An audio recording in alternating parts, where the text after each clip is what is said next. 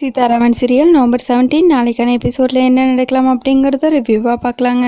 சத்யன், ராம், துரை 3 பேரும் சேர்ந்து சீதாவை காப்பாற்றி வீட்டுக்கு கூட்டிகிட்டு வந்துடுறாங்க. அங்கே மீராவும் ஆர்த்தி எடுக்கிற ரெடியாக இருக்காங்க. அப்போ மகா, குடு மீரா, நான் எடுக்கிறேன் அப்படின்னு சொல்லிட்டு மகா சீதாவுக்கு ஆரத்தி எடுக்கிறாங்க. சீதா, மகா, அர்ச்சனா, அப்புறம் அவங்க 3 பொண்ணுங்க இவங்க எல்லாரையும் பார்த்து பயங்கரமாக முறைக்கிறாங்க. சீதா, நீ நல்லபடியாக பொழைச்சி வரணும்னு நான் குலசேகர நான் முத்தாராமனை வேண்டிக்கிட்டேன் அப்படின்னு மகா சொல்லிட்டு இருக்க, சீதா நீ நல்லபடியாக பொழைச்சி வந்துட்டேன்னா நான் மன்சூர் சாப்பிட்றதா வேண்டிக்கிட்டேங்கிறாங்க அர்ச்சனா. சீதா, நீ எப்படியோ திரும்பி வந்துட்டலம்மா, அது போதுங்கிறாங்க சேது. ராம், சீதாவை உள்ளே கூட்டிகிட்டு போன்னு மீரா சொல்ல, சீதா வலது கால் எடுத்து வச்சு உள்ளே போமா அப்படின்னு சுபாஷ் சொல்ல, சீதா உள்ளே வாங்குறாங்க ராம். சீதா, ஒரு நிமிஷம், என்ன நடந்துச்சுங்கிறது தெளிவாக சொல்லுங்கிறாங்க சேது. சேது, சீதா இப்போ தானே வந்திருக்கா, அவள் ரொம்ப டயர்டாக வேற இருப்பா, எதுவாக இருந்தாலும் நம்ம அப்புறமா பேசிக்கலாம், இப்போ என்ன அவசரம். ராம், நீ சீதாவை கூட்டிட்டு உள்ளே போங்கிறாங்க மகா. மகா, என்ன நடந்துச்சுன்னு கேட்டு தெரிஞ்சுக்கலாம்ல அப்படின்னு சுபாஷ் சொல்ல, சுபாஷ் புரியாமல் பேசாதீங்க, அங்கே பாருங்க சீதா எவ்வளோ டயர்டாக இருக்கா அப்படின்னு மகா சொல்லிட்டு இருக்க, பரவாயில்லையே சீதாவை பேரெல்லாம் சொல்லி கூப்பிட்டுட்டு இருக்கீங்க, டயர்டாக இருக்கான்னு வேற சொல்கிறீங்க அப்படின்னு மீரா சொல்லிட்டு இருக்க, இங்கே பாரு நீ கொஞ்ச நேரம் சும்மா இரு ராம், நீ உள்ளே கூட்டிகிட்டு போன்னு சொல்ல, ராமும் சீதாவை கூட்டிகிட்டு வீட்டுக்குள்ளே போகிறாங்க. அதுக்கப்புறம் போலீஸ்காரங்களாம் வீட்டுக்கு வராங்க. சேது கூப்பிடுறாங்க. சேது வராங்க. ரொம்ப நன்றி சார், சீதா எப்படியோ வீட்டுக்கு நல்லபடியாக வந்துட்டா அப்படின்னு சேது சொல்லிட்டு இருக்க, உங்கள் பையன் ராம் வந்து தான் சீதாவை காப்பாற்றினாங்க. உங்கள் பையன் மட்டும் லொக்கேஷனை ஷேர் பண்ணாமல் இருந்தால் நினச்சி பார்க்க முடியாத அளவுக்கு தப்பாக ஏதாவது நடந்திருக்கும் அப்படின்னு போலீஸ் சொல்லிட்டு இருக்க. ஆமாம், ராம் பண்ண புண்ணியத்தால தான் சீதாவே பொழைச்சிருக்கா அப்படின்னு துரை சொல்லிட்டு இருக்க.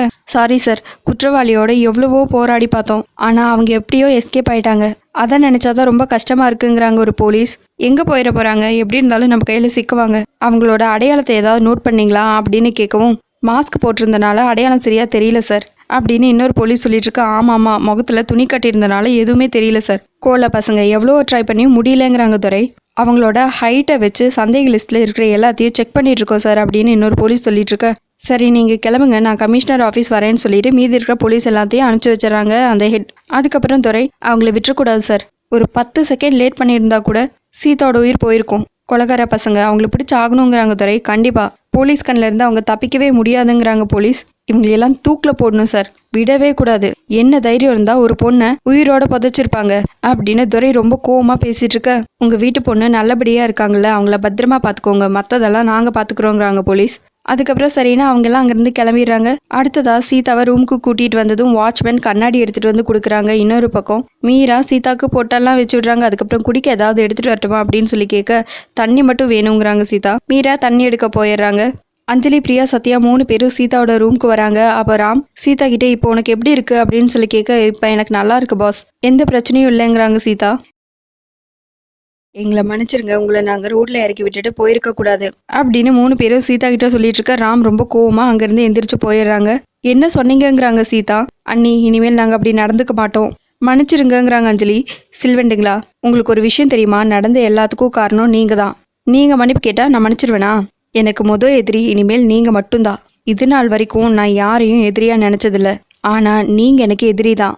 இது வரைக்கும் நீங்கள் பார்த்த சீதா அம்மன் மாதிரி, இனிமேல் பார்க்க போகிற சீதா காளி, பத்ரகாளி அப்படின்னு சீதா சொல்லிட்டு இருக்க. இங்கே பாரு, சித்தி சொன்னாங்கன்னு தான் உங்ககிட்ட மன்னிப்பு கேட்டுட்ருக்கோம், ரொம்பலாம் மிரட்டாத, அதுக்கு பயந்தவங்க நாங்கள் இல்லை அப்படின்னு அஞ்சலி சொல்லிட்டு இருக்க.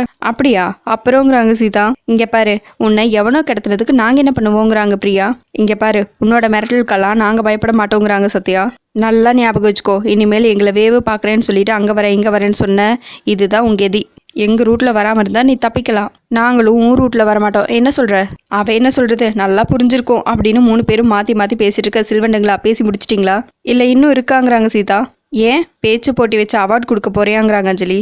இருக்கு, பெரிய பரிசு இருக்கு. சில்வண்டுங்களா, இன்னும் போலீஸ் என்கொயரி முடியல, என்ன கடத்தினது நீங்க தானே, உங்க பேரை அடிக்கடி சொல்லி அவங்க என்னென்னமோ பேசிக்கிட்டாங்கன்னு சொல்லுவேன். நாளைக்கு போலீஸ் விசாரணை இருக்கு, கூட்டு களவாணிங்க நீங்க தானே சொன்னதும் உங்களை அப்படியே அள்ளிட்டு போய் போலீஸ் ஸ்டேஷன்ல வச்சு விசாரிப்பாங்க.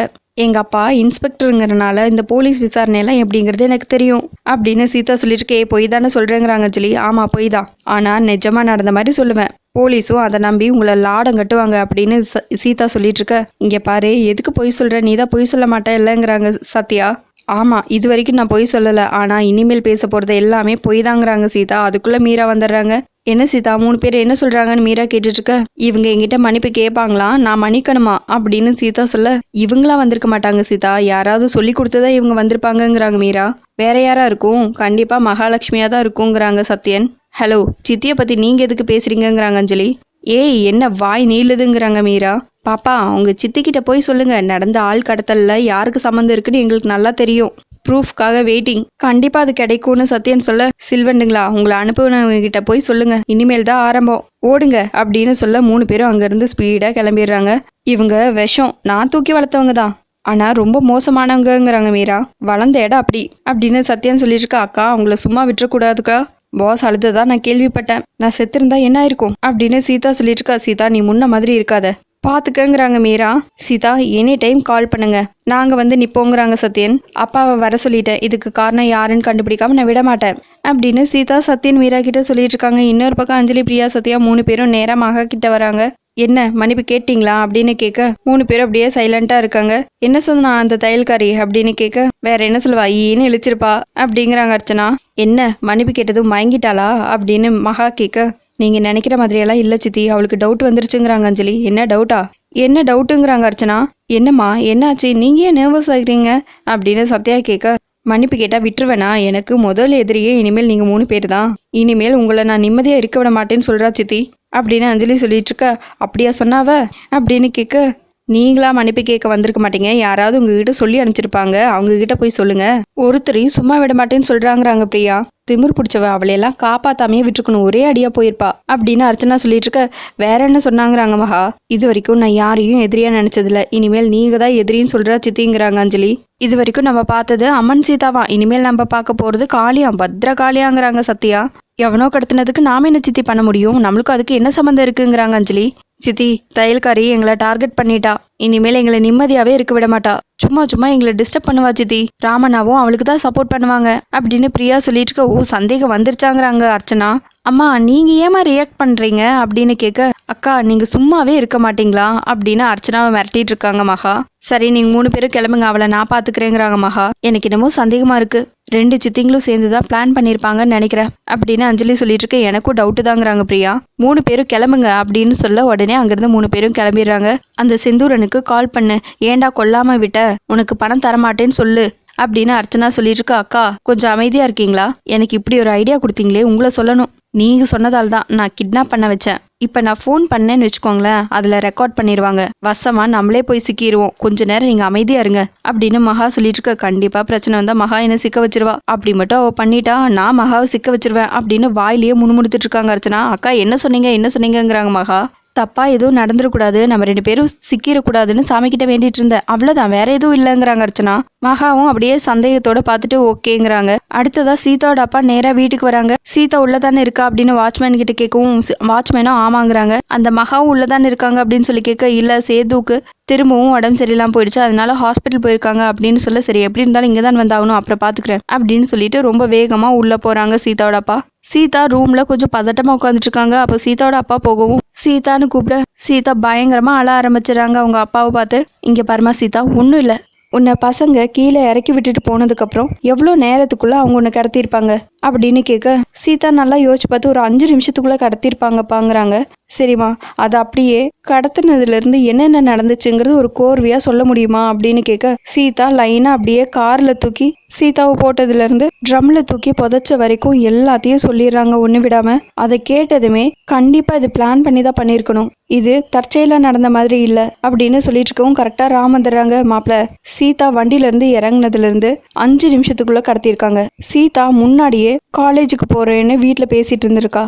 அது மட்டும் இல்லாமல் பணம் கேட்டு அந்த ரவுடிங்க ஃபோன் பண்ணவும் இல்லை. சீதாவோட நகை எதுவுமே எடுக்கல. அப்ப அவங்க நகைக்கோ பணத்துக்கோ ஆசைப்படலை.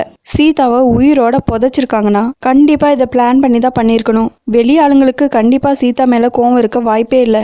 கண்டிப்பா உங்க வீட்டில் இருக்கிறவங்க வேலையா தான் இருக்கும் அப்படின்னு சொல்லிட்டு இருக்க ராம் பயங்கரமா யோசிக்க ஆரம்பிச்சிடறாங்க. அதோட எபிசோடு முடிச்சிருக்காங்க. உங்களுக்கு இந்த வீடியோ பிடிச்சிருந்தா லைக் அண்ட் சப்ஸ்கிரைப் பண்ணி நம்ம சேனல் சப்போர்ட் பண்ணுங்க. தேங்க்யூ.